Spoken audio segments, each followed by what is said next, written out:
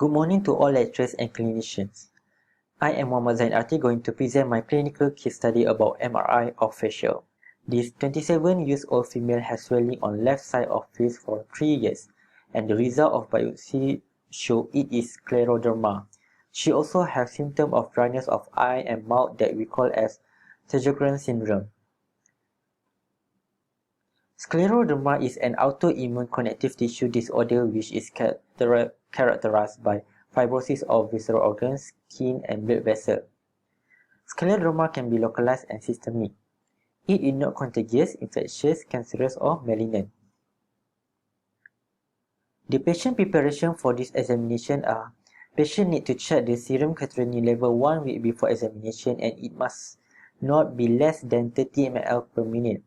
If patient have allergy to gadolinium, she need to take prednisolone 8 tablets 12 hours before examination and another 8 tablets 2 hours before examination. Patient need to arrive 30 minutes before examination and sign consent form. Inside the consent form, patient need to answer all the questions. This ensures that all important questions has been addressed and provide a record that screening has taken place. This may be very important if an accident subsequently occurs. If there is any metallic implant inside body such as pacemaker, aneurysm clips, metal rods, ear implants are need to inform, because all of this cannot enter to MRI room because it can be danger to patient. If patient have body piercing, they need to remove it. If patient have permanent cosmetic eyelining or tattoo, the area will become hot and radiographer will put a damp cloth on it. Doctor will reconfirm the patient identification and explain the procedure, and it may take about 45 minutes to complete. Then patient need to change into hospital gown and room of ferromagnetic items, inevitably entering the magnetic field inside the pockets. ATM card, phone, spectacles, earring, hair clip, watch, necklace need to put inside the locker. IV line will be made for contrast administration. After that, patient enter the room and lie supine with head first or head near the MRI ball. The head is put inside the posterior head and neck hole and immobilize the head with cushions.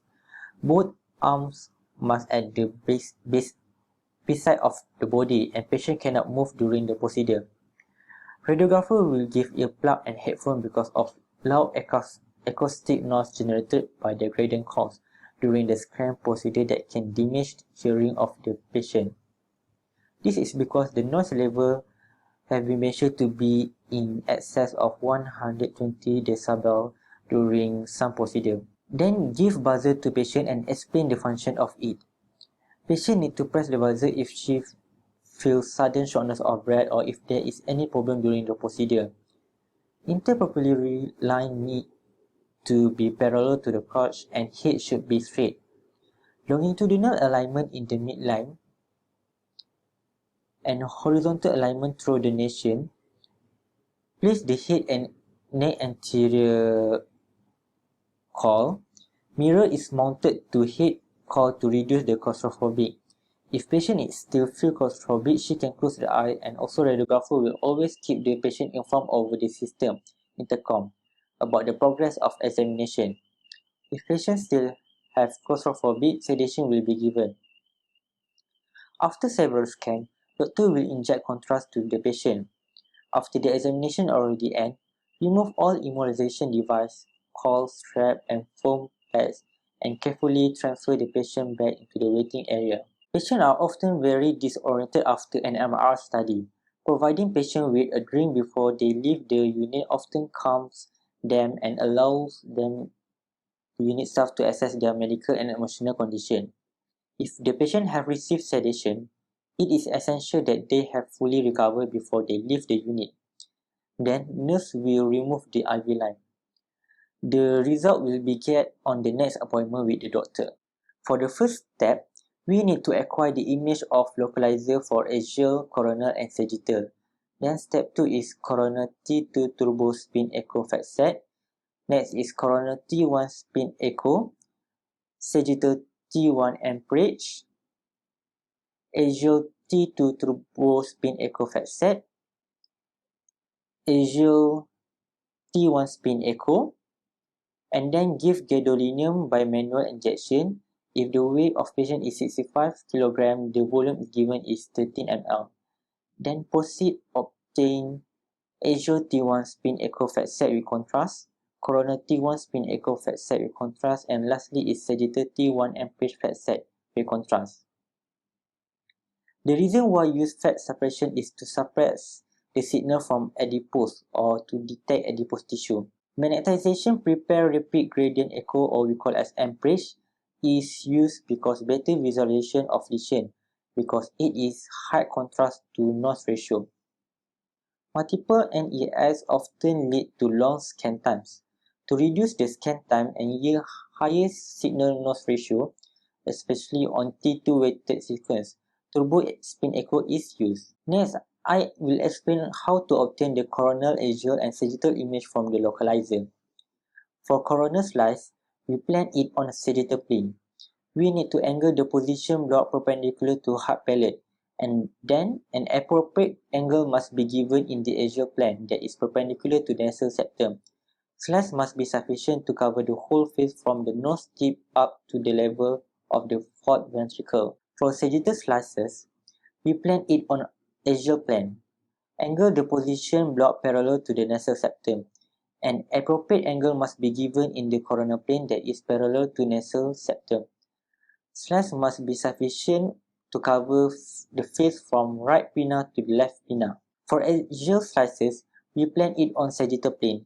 Angle the position block parallel to hard palate, and appropriate angle must be given in the coronal plane that is perpendicular to the nasal septum. Slice must be sufficient to cover the face from glabella down to the glabellofornix. This is an example of image of patient that have scleroderma clearly on T2 and T1 post-contrast that show hyperintensity. Next is about clinical reasoning. Chest X-ray is insensitive in detecting and assessing the extent of lung involvement in systemic scleroderma patient. For HRCT, it is more accurate than chest radiography in detecting and characterizing diffuse lung disease and abnormalities. And it is also an important part of the routine evaluation of scleroderma interstitial lung disease. Ultrasound using 20 MHz able to differentiate from healthy skin and improvement after initiation of the treatment. It can monitor localized scleroderma disease state because can evaluate superficial and deep soft tissue and detect localized scleroderma disease activity that is not clinically apparent. However, the clinical assessment of disease that was limited. Last RI. It is able to detect dermal and musculatal involvement. It can be used for surgical planning of encode disarray. It is equivalent or superior examination when compared to chest CT. The absence of ionizing radiation and excellent contrast resolution between the normal and pathological tissues, obtaining multiplanar images and sensitivity to blood flow. Lung MRI show a sensitivity of 100% in the assessment of interstitial lung disease and 100% in relation to the chest CT. Specificity of 60% of the lung MRI compared to chest CT and of 71.43% in the assessment of interstitial lung disease of scleroderma. So this is the references.